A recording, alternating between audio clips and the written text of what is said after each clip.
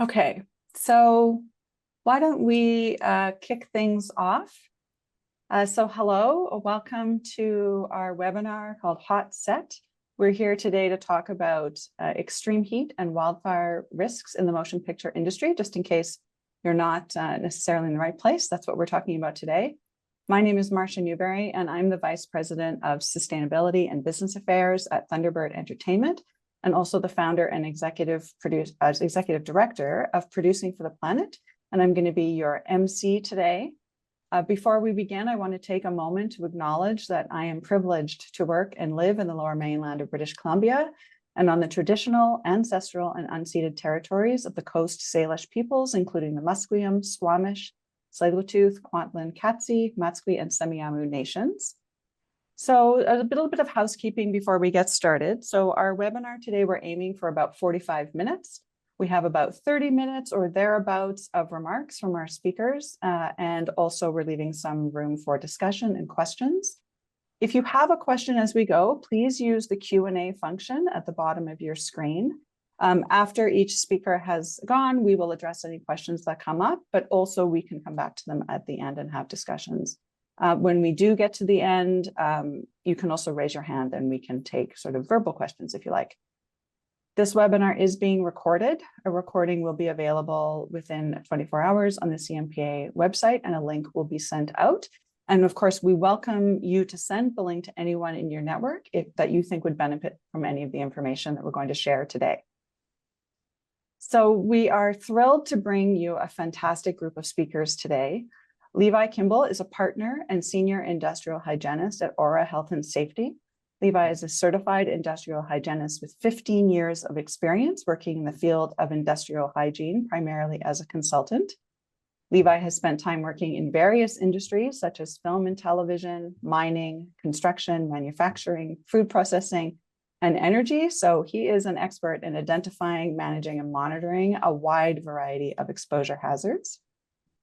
Dagan Nish is a safety advisor with ACSAFE Safety Association. He has 14 years of experience in the motion picture industry, an acting background, and a Bachelor of Arts degree in emergency and security management, and is certified as a workplace psychological health and safety advisor. He has led health and safety departments as an OHS consultant for several episodic series and an independent feature film. And finally, we have Warren Carr, who is a motion picture industry veteran with experience in producing and production management on productions of all sizes, types, genres, locations, and budgets, and has extensive experience in thinking about sustainability on film sets and on-the-ground experience. And Warren is also a member of the DGC BC's Climate Action Committee. Now, before I hand the microphone over to our speakers, I want to set the stage a little bit for our discussion today. So our goal today is to give you an understanding of the regulatory requirements for employers when it comes to risks from extreme heat or smoke events, to understand how to identify and mitigate those risks, and also to leave you with some best practices and tools and an understanding of how to go about creating an exposure control plan for your productions. Now, the reason we even need a session like this is that events like extreme heat and wildfire smoke are becoming more common and more intense due to climate change. These are not long tail events any longer. Here's a staggering statistic I came across just this morning from BBC News. Today, Thursday, June 20th, about 1 in 5 Americans, more than 70 million people, are currently under extreme heat warnings and excessive temperatures. The heat dome that is impacting Eastern Canada right now, I believe it's peaking today in Ontario and Quebec, in fact, has brought dangerously hot and humid conditions impacting millions of Canadians. And extreme heat can be deadly. 30,000 people died in the 2003 European heat wave. The Western heat dome in 2021 was the deadliest weather event in Canada to date, where temperatures were up to 20 degrees above normal. And in BC alone, 619 people died in that 3-day period. Well, what about wildfires? So 2023 was a record-setting year in Canada for wildfires, with all provinces and territories impacted. The 2023 wildfire season had the most area burned in our recorded history. So climate change is here, and climate risks are business risks, they are production risks. Events like extreme heat are not only deadly, they're also costly. In our industry, we work outdoors, and most productions don't have the luxury of being in safe, air-conditioned spaces. So these are risks that have the potential to shut down a production and significantly impact the health and safety of workers. On that happy note, I will hand the microphone over to our first speaker today, Levi Kimball. Thanks, Marcia. Let's get into my presenter view here.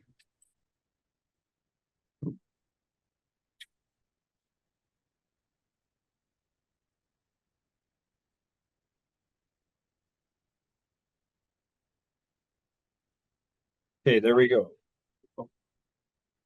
Okay, thanks everyone. So my name is Levi Kimball, and I'm an industrial hygienist. Just a really brief background on industrial hygiene, because not everyone knows what an industrial hygienist is. So we essentially we deal with exposure hazards within the health and safety industry, and we look to recognize, evaluate, and control these hazards. So it's kind of a very a niche part within the health safety industry. We don't clean teeth. So the film industry is basically a microcosm of heavier industries. There are a lot of different exposure hazards within the film industry. I started working in the film industry in 2016, and if you had have asked me before that, like, is there a lot to do for an industrial hygienist in the television and film industry? I probably would have said no. Like that's not the image I had in my mind, just from my knowledge of TV and film. But there's a wide range of exposure hazards. Things with special effects such as atmospheric fog, set construction, painting, rigging, costumes. So all kinds of different aspects of the industry can have exposure hazards associated with them. The two we're going to talk about today, more environmental, that being heat stress and wildfire smoke. So Marcia gave a really good prelude to this, just kind of going over, a lot of those like kind of staggering statistics on, increased temperatures, temperature extremes, and increased forest fires. I posted just a little clip here. This is from, I think, a couple days ago in Ontario. So yeah, kind of a little bit ironic that that's going on right now in the eastern part of Canada. But these events are just getting more and more frequent, and they're happening all the time. Okay, so I don't have a ton of time, so I'm going to go fairly quickly at kind of a high level. If anyone has more specific questions, happy to answer them after. But I will be going through this fairly quickly. I'm going to give a quick overview of some of the health risks, like why do we care about these hazards? Some of the regulatory aspects, a little bit into jurisdictional differences, and then one of the main things I want to go over today is some of the aspects of assessment and some tools that we've developed that can help with assessment, and then some of the considerations for hazard management. Okay, so just jump into heat stress. So the human body is designed to operate at 37 degrees Celsius, with plus or minus about half a degree.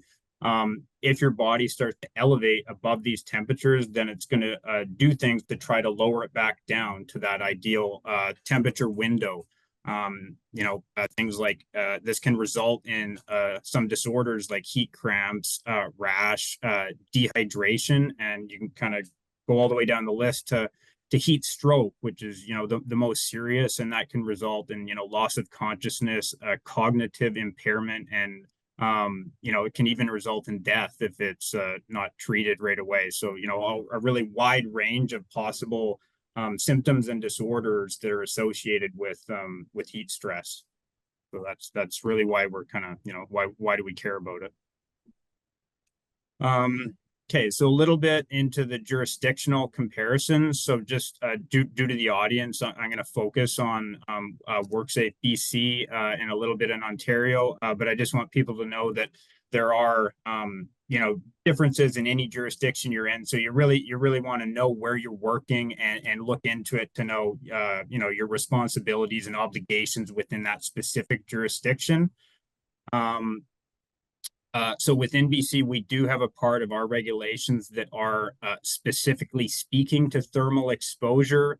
I believe in Ontario, it more falls under the general duty clause. And so that's a little bit of a difference where it's a little more prescriptive in BC, and Ontario kind of defaults to guidelines. So it's not regulation. There's a bunch of different monitoring methods. The given jurisdiction can dictate which ones they deem to be acceptable. There's actually quite a few that are allowed to be used in BC. Ontario does also make reference to some of the same ones in their guidelines. So again, important to know where you're working and what methods are acceptable to the regulator there, before you would hop in and start doing an assessment. I also wanted to speak to trigger points because this is important for productions, because these are kind of, like limits and levels, temperatures that you need to know about, because they can impact your production and kind of what your obligations are. So 23 degrees Celsius in BC, that's where you need to start considering heat stress as an exposure risk of note, and essentially do an assessment. So that is an important temperature to note. Once you get above 29 degrees Celsius on the humidex, this is important because essentially your exposure control planning needs to kick in here. You need to start doing measurements on site at a minimum every hour, and posting these. So that's a relevant temperature to note. And then often, what people really want to know is kind of like, what's a go, no go? Like, at what point is it not safe, or are we unable to really do our job and operate the production?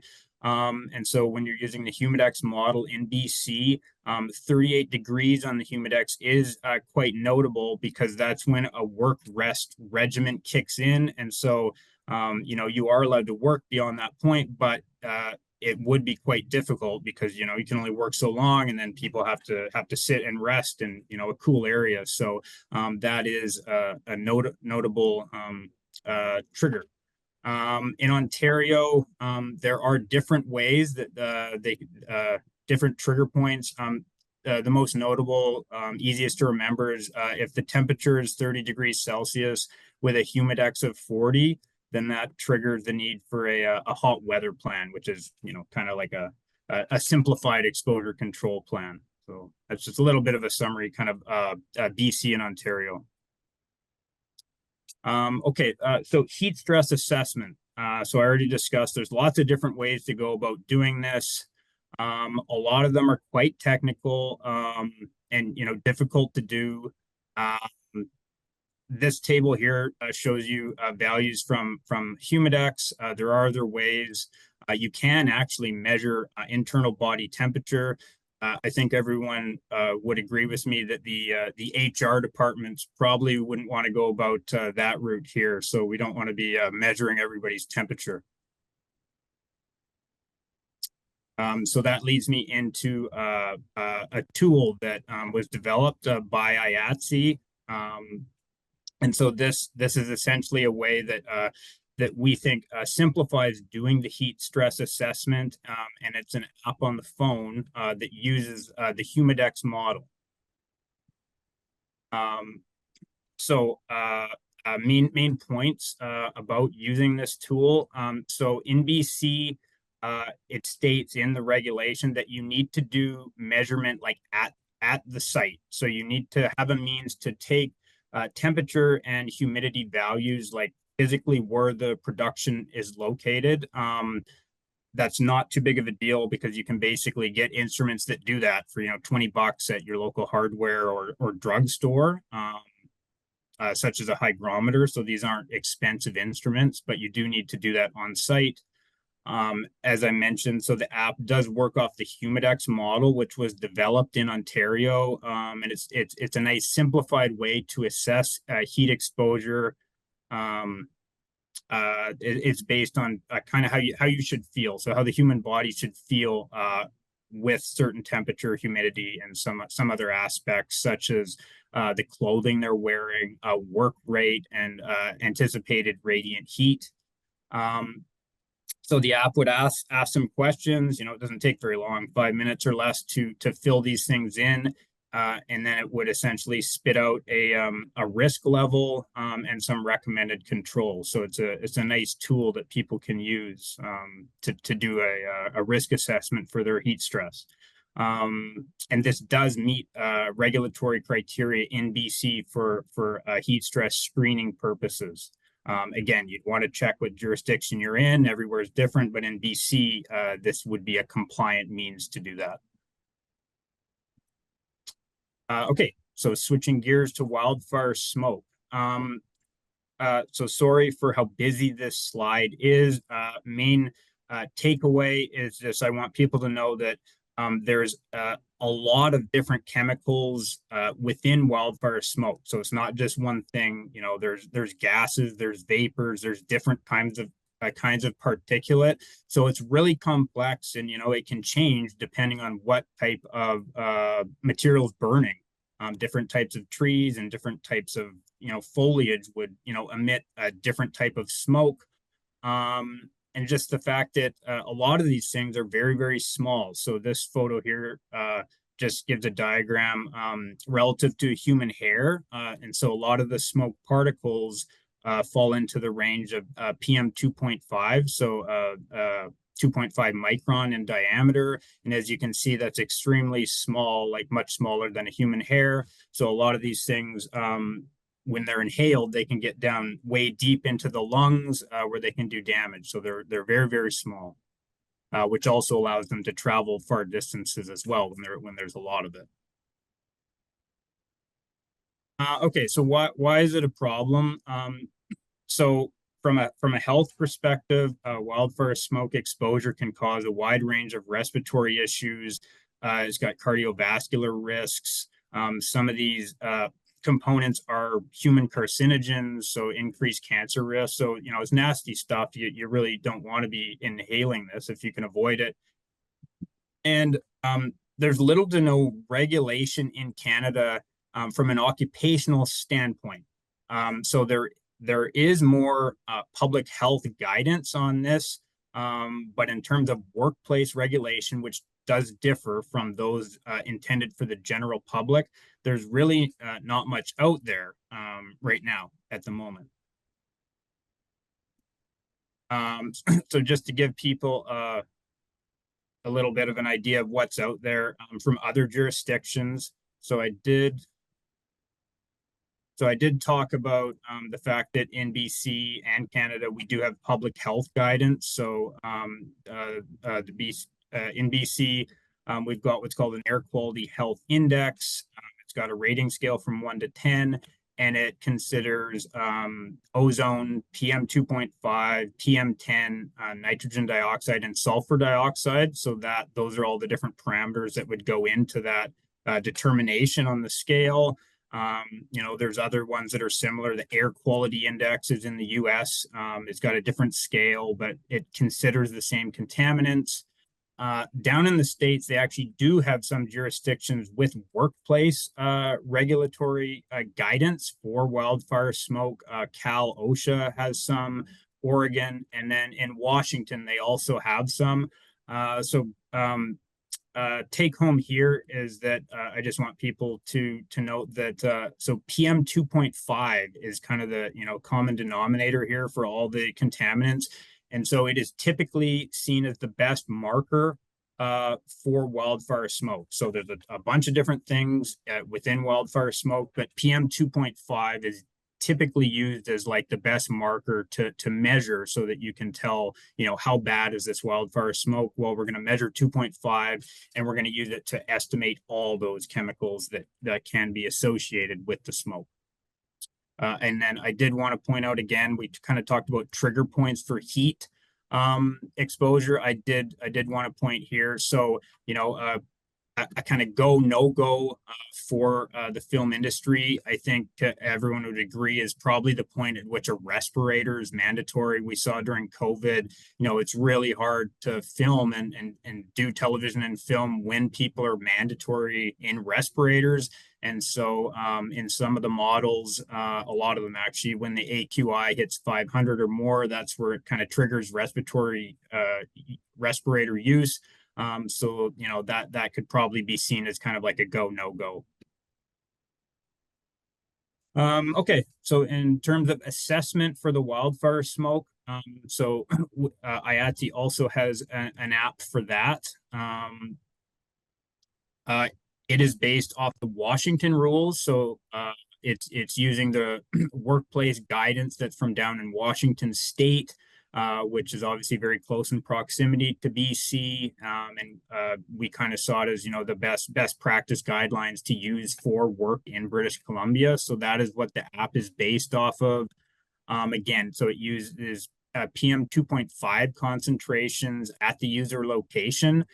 The nice thing about the wildfire smoke app relative to the heat stress app is that if you don't have a means to measure the smoke concentration on set, then you can actually use geolocation. So you can use the same data that your weather app has on your iPhone or your Android or whatever device you have, and you can just use that, and it will estimate your wildfire smoke exposure without measuring. Now, if you do have the means to measure it on site, then you can also input that as well. So you have some options there. And then again, you enter a few parameters, it takes less than 5 minutes, and then it will produce an exposure risk level and some recommended controls. I will mention that, it's intended for wildfire smoke use. You can get PM 2.5 in the air from other sources. So really it should only be used if there is, known wildfire smoke in the area. If you just take this to some, polluted city like Beijing or something and use it, it's going to spit out a result because there's probably a bunch of PM 2.5 in the air, but, it's really only intended to be used for wildfire smoke situations. Yeah, and so I just really want to thank both IATSE 891 and ActSafe. So IATSE funded these apps, and both were instrumental in the development of it and working with us to put those apps together. So I'd like to thank both those organizations very much. In particular, Mitch Davies, the IATSE president, Madeline Norman, and Mr. Don Ward. And then from our team, I'd like to thank Mona Shum, Karen Toak, and Adrian Fung. Yeah, so anyways, thank you, everyone. I'll pass it off to Dagan now from ActSafe, and he's going to speak a little bit more into the specifics of the actual exposure control planning, that you could use, along with the risk assessment from the tools that I've discussed here. So thank you. Thank you very much, Levi. That's fantastic. So I will also be, brief in reviewing what I have in a very high level, just for lack of time. So the two resources that I want to focus on today, of course, are exposure control plan template for extreme heat. So this is a resource that is designed to align and meet the regulatory requirements of WorkSafe BC, including their regulations for exposure control plans in general, as well as their guidelines specific to heat stress assessments. It's very much like comprehensive in a step-by-step process for users to be able to design with a reliable framework, their policies and their procedures. So their plans as well as their step-by-step actions to carry out those plans in the event of an incident. It details planning components, including defined responsibilities from the employer, the supervisors, the workers themselves. It is also aligned with the Humidex monitoring methods. It describes a various number of risk controls that you could utilize, training requirements to consider, as well as procedural components like incident reporting, incident investigation, etc. The nice thing about it as well is that it is a template Word doc with key components highlighted in yellow for the users to be able to edit and revise. So it can be very much just filled in to meet your needs and kind of be tailor fit to your organization's specific context. Now, moving on, we then have our newly updated safety bulletin for preventing heat-related illness. So this is also, of course, fit to WorkSafe BC's OHS regulations for thermal exposure. And it's really, a call sheet memo or safety bulletin designed to be general safety information for the benefit of the general workforce on the day. Of course, it still can be a reliable resource to use in tandem with the development of your exposure control plan. But really, if nothing else, it's going to be a distilled amount of information to help crew, performers, everyone on site to really understand, how to recognize maybe their own signs of symptoms for potential heat stress, when and how to discuss this or notify their first aid departments, and also how to take advantage of the control measures that they would likely be provided when they were on a production site. This is, again, one that has been newly updated, so it might be familiar to you from the past iteration, but if you have not seen our new version, I definitely encourage you to check that out. And then some other resources that I just want to note are our exposure emergency response plan template. So this is a framework designed to help employers design emergency response planning, not just for extreme weather events, but also for medical events, fire. And there is a component of it designed specifically for considerations around business continuity and business recovery. So much to Marcia's initial point of these events can quite literally bring a production down. And so thinking not just in terms of the medical aspects, but also the business function aspects and how to plan in order to keep that production running. It includes a planning table with the number of hazards to be considered and some samples of tools or approaches to take from the mitigation phase to the preparedness phase to the response phase. And it also has a convenient emergency contact form that you can fill out and disseminate throughout your production. We've then got an emergency preparedness info sheet, which is a somewhat distilled version of the same resource, the emergency response plan. It can be very much used in tandem with the planning and then for the implementation. So disseminating that information for the benefit of the managers and the supervisors who might have responsibilities to activate those plans in the event of an emergency. And it also gives some very succinct procedures, step-by-step kind of bullet points to follow in the events of fires, earthquakes, chemical spills, extreme weather events such as extreme heat, floods, etc. And it also has at the very end 2 checklists for essential items in office emergency kits as well as personal emergency kits. Next, we have Hot and Smoky, which is a webinar that we hosted last year with Mona Shum of Aura Health and Safety. It's a fantastic presentation. It is running about 90 minutes, but it gives you a very insightful overview of how to develop your exposure control plan specific for motion picture productions, and helping audiences understand how they can best leverage occupational and public health guidelines for the development of those plans. And then last but not least, I'm excited to announce that we do have a new wildfire smoke safety bulletin that is on the verge of being published. This has been newly minted and we're just in the final stages of getting it approved by our governance board, but all the signs indicate that it is going to be hot off the press by the end of this month. And it includes distilled information regarding the health risks and industry tailored control measures to consider as part of your planning. It is designed again with WorkSafe BC and the Air Quality Health Index of BC's kind of framework in mind, but it could certainly be transferable in many ways conveniently for stakeholders in Ontario or elsewhere in Canada. And it also links readers to relevant resources such as BC Centre of Disease Control and BC Air Quality advisories. And that's all I have for you. If there aren't any questions, then I'll pass it on to Warren. Okay, great. Well, first of all, thank you, everyone, for organizing this and for CMPA to being the point person on this.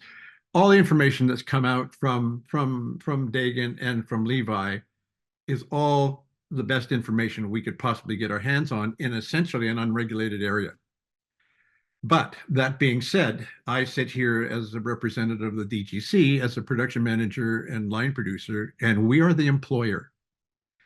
And the employer ultimately is responsible for worker safety. And as PMs, this kind of situation that is accelerating as the years go by puts us in a position of having to step up to the plate and say, we can't work today. So it's all about planning, it's about collaboration, and it's about education. And as every show starts up, we usually have a big meeting where we go through all the normal things about harassment and that sort of stuff. Soon we're going to see issues about climate change and sustainability. And as the seasons change, we have to get into briefings about work conditions. And that's where we also rely on the crew, because there's a lot of people that will run around and say, I'm okay, I'm fine. But, and how do we plan for a heat event? I think it's important that when you see one coming, it's not tomorrow. You're planning a week back at least. And you're including things like cooling tents, misting, extra first aid people, extra liquid on set, and the ability to know how to treat, because you could have cases of heat exhaustion in 7 different places on your set. And you may not have all the first aid people to do that. So an info sheet that's very simple for a worker to carry on and know, so that when someone's got heat exhaustion or heat stroke, things that you do and don't do. For example, in if heat stroke people, you don't give them liquid to drink. It's a hazard. It can cause an edema. And it's very hazardous. So those kinds of points are very important to educate our crews, every time we're in a heat-related situation. All the other stuff is kind of easy. When it's snowing too hard or there's too much ice, we just can't work. And it's too windy, we can't work. But in some cases, this heat application to the crew, to many, is invisible. And that's where we all have to be collaborative, and we have to look at one another, we have to look after one another, and we have to pay attention to what's going on. Other than that, I don't have really much else to say other than to underline that as the employer, it's up to us to step up to the plate and look after our crew and apply these guidelines when we're working. So I'll turn it back to you, Marcia, and I guess we're going to move on to questions. But that's it for me. Well, thank you, everyone. We do have one question, and if I invite everyone, if you have questions, put them in the Q&A, or you can raise your hand. So we have a question from Melissa. This is about regulations. So does anyone here know where she would go to find what the regulations are in Newfoundland? That's I would have to look. I probably find it fairly quickly, but yeah, I'm not familiar off the top of my head with the Newfoundland regulation, and yeah, I could certainly look into that and get back to her if that's possible. Yep. And yeah, and if they don't have anything specific, then again, like Ontario, it would fall to that general duty clause. And there's still stuff that you would be obligated to do as just as a best practice, even if it's not specifically written in the regulation like it is in BC. So yeah, I'd be happy to have a look. Great, Melissa. We'll send you that information after the webinar. Some questions that came in from the registrations. Are there any unique considerations, or would you change any of your recommendations for a production that is working with minors? Like, are they vulnerable in different ways or not? They are so that there's no specific workplace regulations for minors for multiple reasons. We do run into this in other hazards such as like atmospheric fog and some of those other exposures.